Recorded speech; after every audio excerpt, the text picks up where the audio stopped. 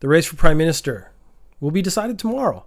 And like compared to Western politics, particularly American one, because it's always in the news, American politics, they like campaign for more than a year is really normal. In Japan, there's a set limit. It's like weeks. And I think I started talking about the prime minister race 2 weeks ago, maybe 3 weeks ago, when Suga announced he was going to step down. And it's going to be done tomorrow. So in a weird way, we're going to get a new prime minister. It's kind of a foregone conclusion that it's going to be Kono, which is fine. He's just not as exciting. I didn't want the conservative lady because she seems a bit psychotic. But yeah, I think we're just getting more of the same. He's a reformist, which should be interesting. I read an interesting article, and it was who the opposition wants to win. And ironically, the opposition wants the prime minister to be the person who is most opposed to their ideas, which, if you think about it, is really weird. So you think, oh, I run this party that's against the main party that's going to be the new prime minister. You think you'd say like, oh, I want them to have the same basic philosophies as me so that we could work together and make improvements in the changes that I want as a non-member of the leading party. But what they want to be able to do is actually turn around and go, you're terrible at your job, you're bad at your job, and now I can prove it because you've made mistakes or something. And I can use so basically, if they have someone who's similar to them, it's hard to criticize them. But if they have someone they can criticize, then they might be able to turn it around and actually become prime minister themselves. So they want Sanae Takaichi, the lady I'm scared of, because she's a hardline conservative. I did read a couple articles talking about policies. So they've had some things on TV where they've talked about their policies and what they believe and whatnot. Most of it's not very exciting. Takaichi so she's getting angry that everyone's calling her like a right-wing, almost extremist, but she's a bit of a right-wing extremist. They want her because she's very much like Abe. She was brought in and brought up by Abe in the political system, and he was relatively unpopular when he left. So they think if she comes in and she's unpopular, that'll actually be good for them. So whatever some of her policies, Yasukuni Shrine causes trouble every year. So the prime minister visits Yasukuni Shrine, and China and Korea get really upset because in Yasukuni Shrine, this is a shrine dedicated to basically everyone who's died in war. But in Japan, because of World War II and a couple of incidents, little things like that, they've enshrined a couple war criminals. So you go there and pay your respects. It implies that you're paying your respects to the war criminals who did horrible things in China and Korea. So China and Korea is like, the prime minister should not go there. So they said to all the prime minister candidates, like, are you going to go to Yasukuni Shrine? Takaichi was the only one who went, yep, I'm going to go. So she's already we know for a fact if she becomes prime minister, she's going to piss off China and Korea. And this is the opposition party can pick up on that. So that's actually one of the things that was very interesting because she's clearly the most right-wing of the group. Right now, Takaichi's sitting at 14% in the approval poll. So she's very unlikely. Again, it's not a foregone conclusion, but it's going to be pretty much Kono. Kono has 46%, since I said the numbers. Kono has 46%, Kishida has 17%, and Noda has 5%. So it's not, done. A lot could change between today and tomorrow, but 46% when the next followers only got 17, that's pretty much, you could probably call it and have a good chance of being right. Takaichi, the only other thing I found this really interesting. So they're all talking about like, are you going to revamp the Constitution? This is something that's been talked about with the last two prime ministers. Are you going to amend the Constitution? Because the Constitution says that Japan cannot have a standing army. It has to have only a self-defense force. She asserts that Japan should be able to strike enemy bases. Now, she didn't actually say what that means. But another story I wrote down that I guess just get into it. North Korea very recently shot a couple more missiles, and they shoot missiles at Japan. If you've listened to Ninja News Japan for a couple of years, basically annually, North Korea shoots missiles, and they fly and they land in the ocean really close to Japan, making it very clear that with a little bit of they could actually hit Japan. And this is them sort of grandstanding. They say they're just testing stuff, and they don't respond to Japan saying like, hey, please don't shoot missiles at us. And my biggest worry is actually that they hit something by accident. They're not trying to hit anything right now. It's just a show of force. But I'm like, someday they're going to hit a fishing boat with like 20 Japanese dudes on it. And then Japan and Japanese allies are going to be forced to respond. You can't just let that slide. Takaichi said very clearly she wants Japan to be able to hit bases. So I'm assuming that actually means missiles. Because hit bases is very unclear as to what you mean, unless you're like, okay, well, airplanes can fly over and drop bombs, or you can shoot missiles. And missiles is actually the more sensible one. Then she said she wants Japan to be able to fuck up other countries' satellites, which is a very interesting statement to make. So she's saying like, she actually understands that communications and whatnot are important. So if we go into space, and Japan really, really wants to go into space, fucking up satellites might actually be where it happens.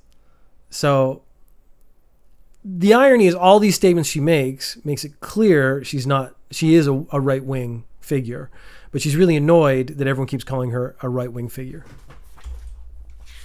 The other politicians, though, are, again, more likely to win, but very less interesting to talk about, if I'm being really honest. Fumio Kishida, the opposition party would put him at second place because he is just another politician. So they could just say he's maintaining the status quo. We hate that. He hates that. Everyone hates that. Everyone hates just someone who just wants to keep everything the same. And actually, most of his statements, like when they say, like, do you want to do the A or B, A or B, A or B? He goes, oh, we need more study. We need to check that more often. I need to know public opinion. So he basically hasn't said anything. He hasn't made any statements yet that didn't come qualified with whatever the public opinion is. Which weirdly is what a politician is supposed to do. It's not like what I think we should do. It's like, well, we poll the public. The public says we do this. That's what we do because we represent the public. When he was asked about Yasukuni Shrine, he said he needs to study the situation. So the situation does not need to be studied. If you go to Yasukuni Shrine, China and Korea get angry at you. If you don't, you could send a letter. You don't have to go there. You could, or you could send someone to represent the government or something. I actually believe you should not go. Not because you should, because there's all the people. It represents men who've died in war or people who've died in the war. You're not going necessarily to show respect or honor the war criminals.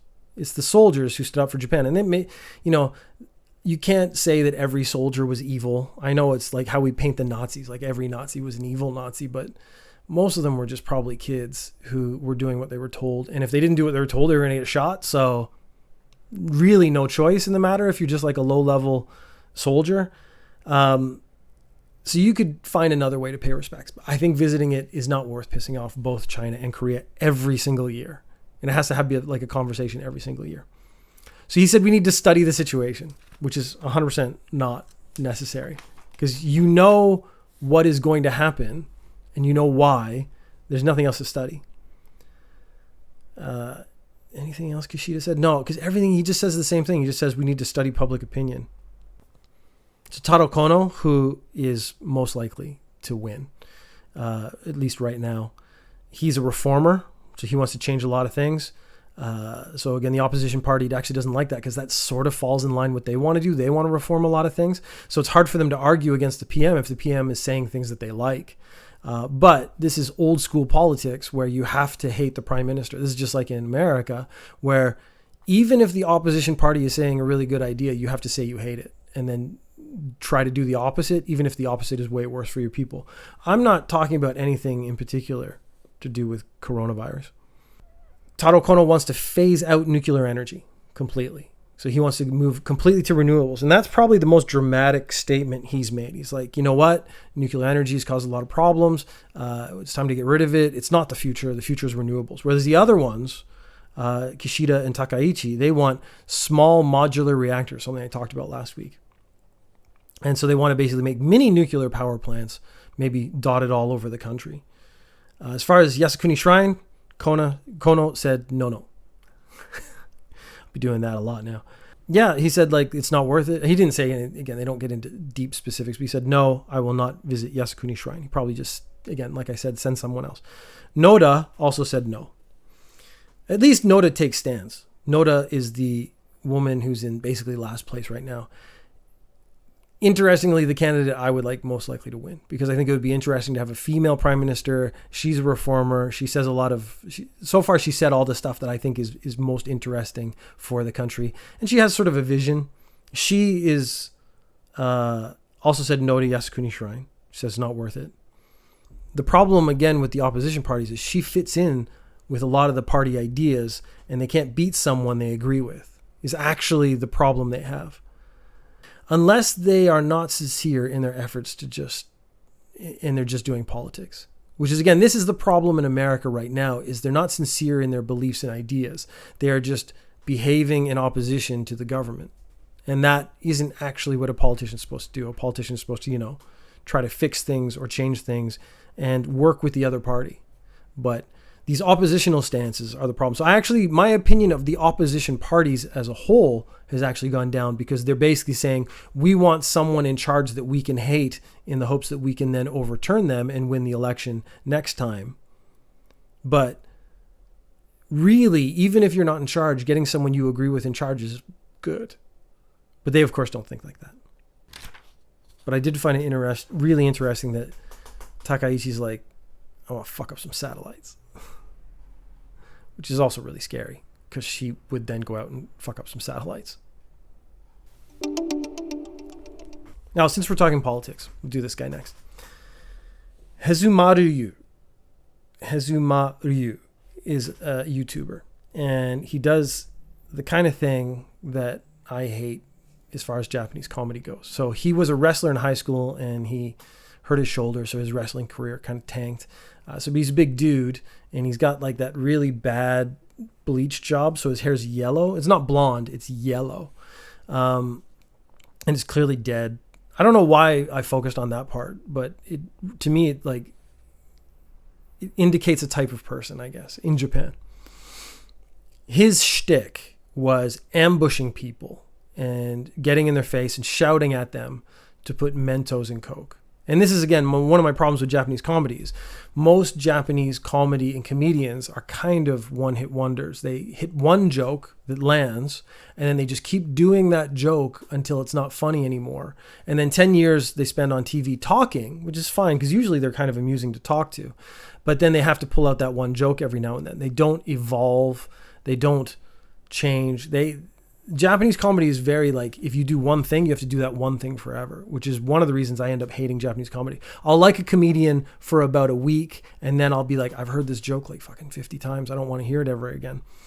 This guy was making YouTube video after YouTube video where he would go and assault people, get right in their face and start shout at them to put Mentos in the Coke. And most people are just get away from me. So this is if you considered shouting comedy. He's been arrested a bunch of times. So he was arrested in 2020. He was in jail for 2 days. I think they were just actually holding him. He was arrested again in 2020 because the second time he was arrested in 2020, he was taken to the police station. Then everyone in the police station got COVID. So they think he had COVID, got arrested, and then gave it to all the staff and police officers there. And then he has 2 more arrests, but these were all overlapping. So they basically were out investigating crimes he had perhaps committed. All harassment and stuff. And so they weren't massive, but he's now got a record of 4 or 5 arrests. And then he ended up spending a year and a half in prison with a 4-year suspended sentence. So if he gets in trouble again, he's got to go back to prison for 4 years. And he's decided to join politics with the Anti-NHK party. The party has changed its name many, many times, but the easiest thing, their main platform is that people shouldn't have to pay for NHK, which is the national broadcasting system. You're supposed to pay 2,000 yen a month or something like that. And they've overstepped a bunch of times. They harass people and go to their house and stuff. So this is the party where they just did a news conference, and one of the members of the party was dressed up like Kim Jong-un. Kim Jong-il? The most recent Kim Jong with the bad haircut, and he's a little chubby. I'm forgetting my Kim Jongs. So he's dressed up like him. So you can see how serious they take themselves. This is how they're presenting their platform. This is one of those things where it happened in America in the last election, where the politician's family actually came out and said, don't vote for him. His family actually came out and called him an idiot. His family called him an idiot. So if you didn't know already that his level of comedic genius was put this Mentos in this Coke. And again, why would I do that if it's going to then spray on me? I actually watched 2 of his videos and did not enjoy them, so I didn't continue. This is the kind of person who joins politics. He's basically got nothing. Oh, he was arrested. I think I actually did this story. He was arrested for laying down on the big crosswalk in Shibuya. Again, it's not funny. Like, he's just inhibiting other people from actually getting where they got to go. He's just causing trouble. So he thinks causing trouble is funny, and he shouts a lot. And if anything, I want less shouting in my life. So I think this actually might be the last we hear of him, unless he starts doing something really dramatic or gets arrested again. I don't think we're going to hear from this guy anymore, because the anti-NHK party does not get a lot of time, because they get a press conference where they do something stupid. Everyone puts a picture on the internet and they go, ah ha ha, they're so stupid. And then no one votes for them. So JR East is one of the train companies in Japan. And during the Olympics, they said, oh, we need to make sure that terrorism doesn't happen. So we're going to use facial recognition and tracking in our train stations. And I weirdly wasn't that put off by that as an idea. Maybe because I haven't committed any crimes. They wanted to track criminals who had directly offended JR East. So basically, if they had assaulted a staff member, if they had committed a crime on the train or something like that, they were the top of the list. And then criminals in general, so people with a criminal record, so like our previous Hazumaru guy, and suspicious people. And this was all in the name of Olympic security. Then people were like, I don't think tracking people is okay. But then I think they're already kind of tracking people. If you just have video cameras up, which they do, and I actually want video cameras up in train stations and on trains. Yes, you don't have facial recognition and tracking, but people can still scrub through that video and like figure out where you are. And what they do, a lot of crimes are actually solved in Japan by them figuring out what train you took at what time and then figuring out what station you got off at. And that generally gives them a sense of where you live. And they start looking around there for you. The first group, so the people who directly, committed a crime that affected a JR East person or the company, was been dropped because of societal consent, is what they said. And they are waiting for clearer guidelines. But I thought this was weird because really, JR East isn't run by the government. Is it? I actually should check on that. I'm not 100% sure. But the train companies are private companies. I'm sure they're subsidized and run by the government to a degree. But once you walk into a station, I don't think there's any indication of the right to privacy because you're using a public service. So maybe they are run by the government. I'm just talking out my ass now because I don't really know what I'm talking about. But I don't think there's an expectation of privacy. So I certainly don't want to be tracked when I go places, but at the same time, I don't think I could be deeply offended by it because, again, once I go in there, I'm giving up my rights. If I want to stay private, I should drive a car. And even then, I'm pretty sure there's cameras on the roads taking pictures of your car. I'm trying to think. Because private companies, if they have cameras up, there's nothing you can do about it. If they want to track you around their building or their offices. Again, there's no expectation of privacy. So I don't really see how this is different. But people were complaining. Maybe it's suspicious people. So I think it would be opposite. If you know they've committed crimes, tracking them is almost more acceptable, but suspicious is not definitive. So am I suspicious because I'm a foreigner? Probably. In Japan I am.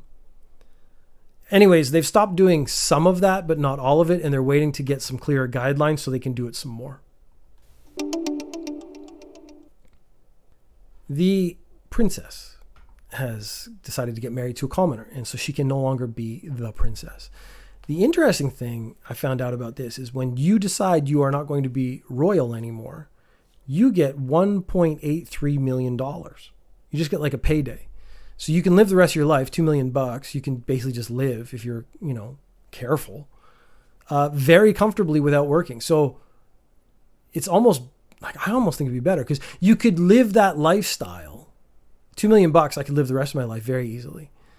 You could live comfortably for the rest of your life and not have to do royal duties and not have those royal obligations. It seems like a good deal. But she's giving it up. And she's giving it up because her fiance has had money issues with his mom. So there's been a few lawsuits between her fiance and his mother. It's a very convoluted thing. But she's basically trying to prove that the fiance is not marrying her for her money. So the first concern was that he's marrying her so that she could get him sort of a tax break or something, or maybe get some more influence and get this taken care of, that he didn't actually care for her as a person, that he just wanted to get out of these financial difficulties with his mom. So they cut that avenue off. And now this $1.83 million payout, she's not going to take that, again, just to prove the point that they're actually marrying for love, which is not bad. I mean, good on them. I hope they do okay. I think she should get a job. So a Yakuza guy has been sentenced to death. I think I talked about that 2 weeks ago. The decision's been made, and it came down, and some more details of the actual court have come out. So he stood up and started talking to the judge, started like shouting at the judge. He said, I thought I would get a fair decision. This is not fair. It was all based on presumption. You will regret this. I don't think threatening a judge is really your best course of action. So he said this to the judge. This is involved with 4 murders total. The first one goes back to 1998. There was one in 2012, one in 2013, and one in 2014. And basically, he didn't murder any of these people. He ordered the murder of these people.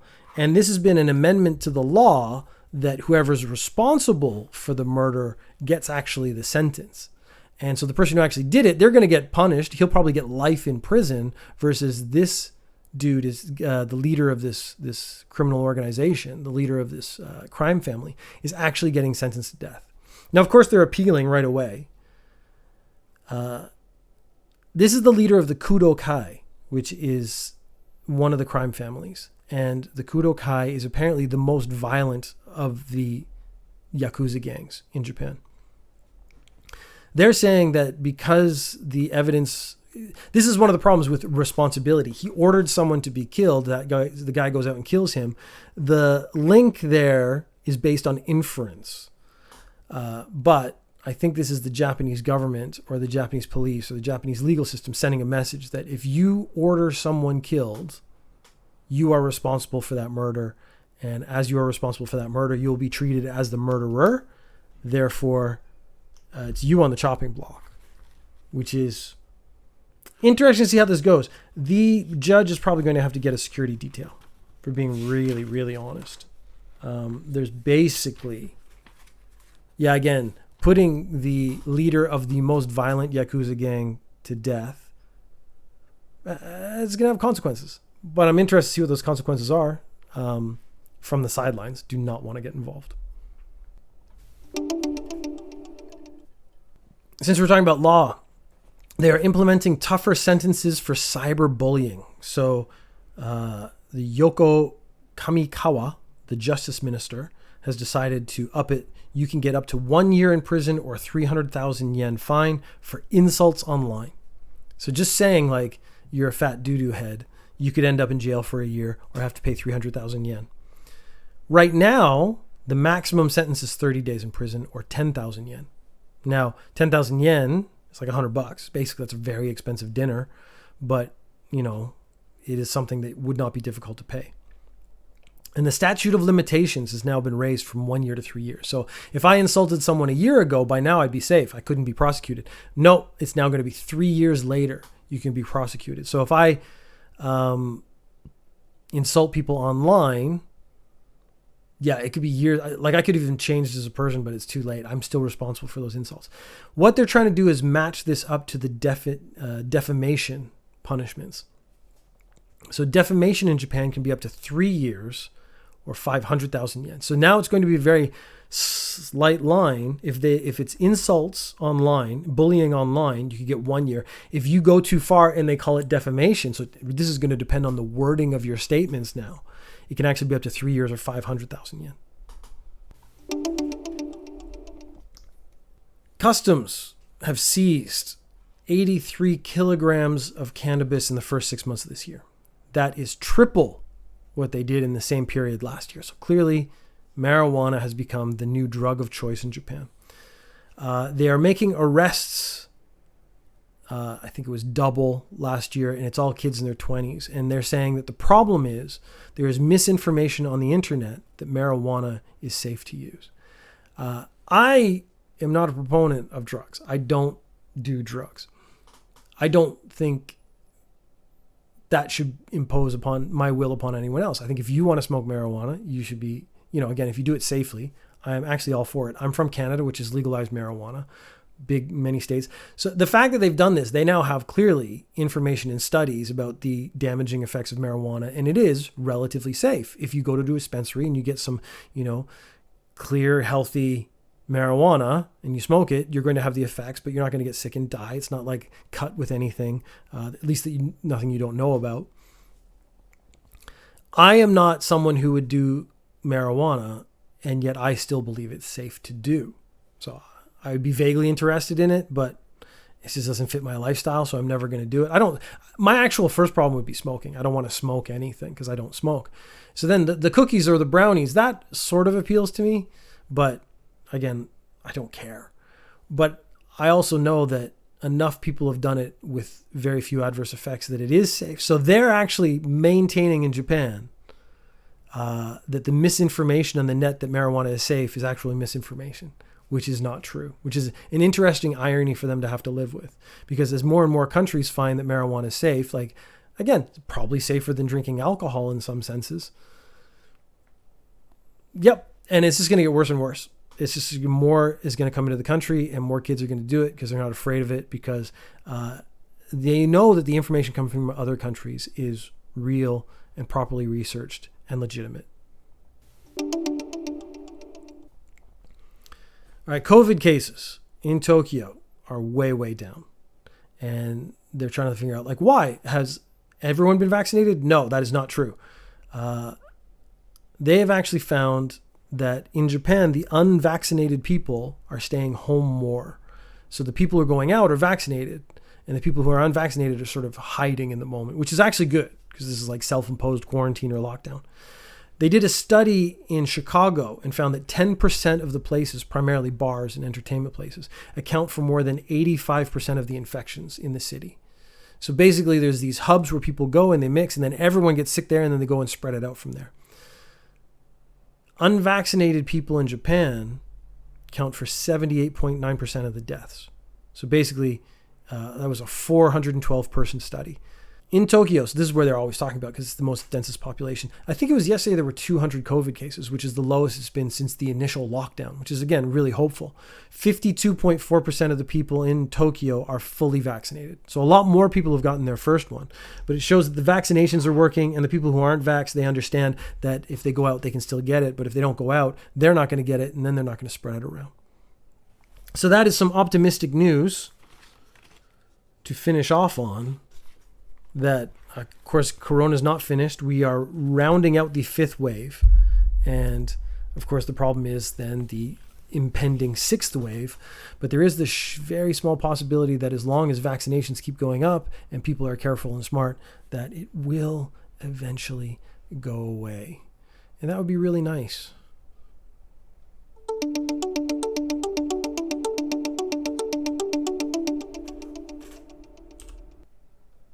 Thank you for listening. You can subscribe on iTunes, Google, Spotify, or anywhere you get podcasts. You can also watch on YouTube/Velocipodcast or streaming on Twitch.tv/ChunkMcBeefChest. You can find Ninja News Japan on Facebook. Send questions or comments to speakpipe.com Velocipodcast. Link in the description.